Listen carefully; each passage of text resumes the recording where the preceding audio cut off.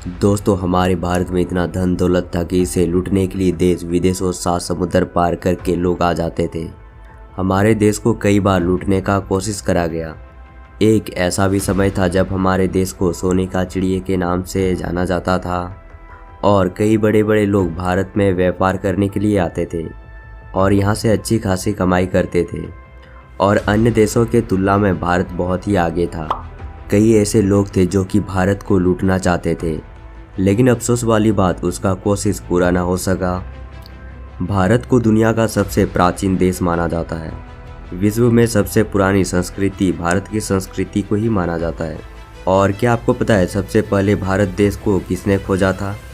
अगर आपको नहीं पता है तो चलिए हम आपको बताते हैं। आपके जानकारी के लिए बता दें कि भारत को नहीं खोजा गया है, बल्कि वहां तक जाने के लिए मार्ग को खोजा गया है।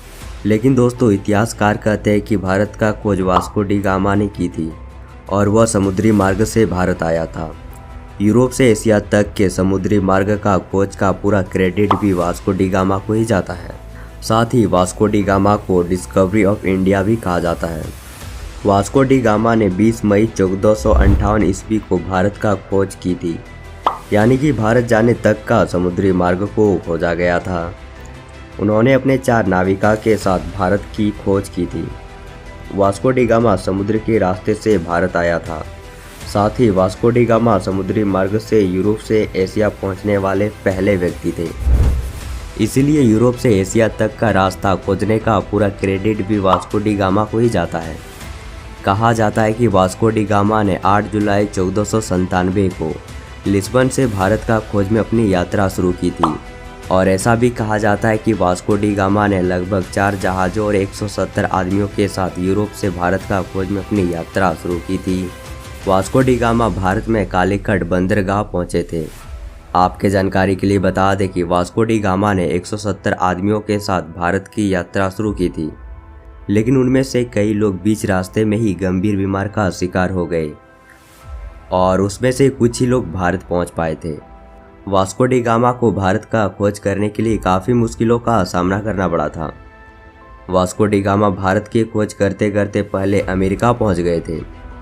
वहां उसको पता चला कि वो ये जगह नहीं है जिसकी खोज उसको करनी है।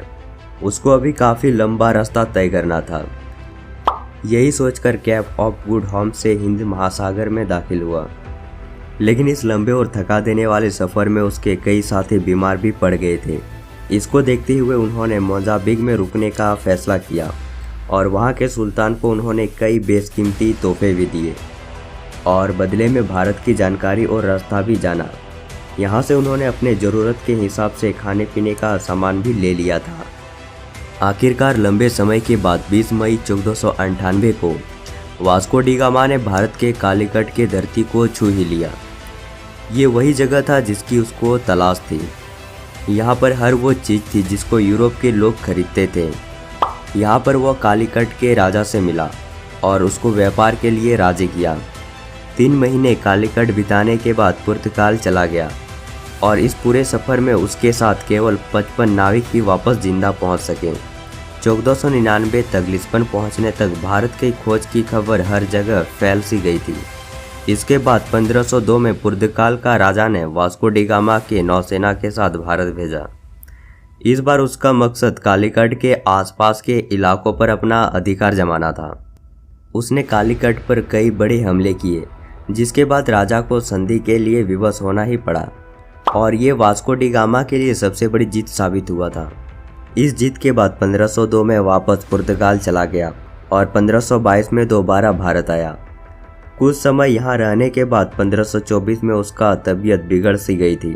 वास्को डी गामा ने भारत के कुल 3 यात्रा की थी और उनकी अंतिम यात्रा 1524 में हुई थी। अंत में वो मलेरिया से गंभीर रूप से बीमार पड़ गए थे और 24 दिसंबर 1524 को उसका निधन हो गया था। वास्को डी गामा एक ऐसा नाम है जिसका भारत का खोज करने का श्रेय दिया जाता है। इस खोज के पीछे उसका मकसद पूरा तरह से व्यापारिक करना था। अपनी लंबी यात्रा के दौरान वो पहली बार 20 मई 1498 को भारत के दक्षिण में कालीकट पहुंचा था। उसके लिए ये खोज वास्तव में बहुत बड़ी थी। तो दोस्तों छोटी सी वीडियो आपको कैसी लगी कमेंट करके ज़रूर बताना, और ऐसे ही कंटेंट देखने के लिए आप हमारे क्रसार यूट्यूब चैनल को सब्सक्राइब कर सकते हो। तो मिलते हैं अगले वीडियो पे, तब तक के लिए बाय बाय दोस्तों।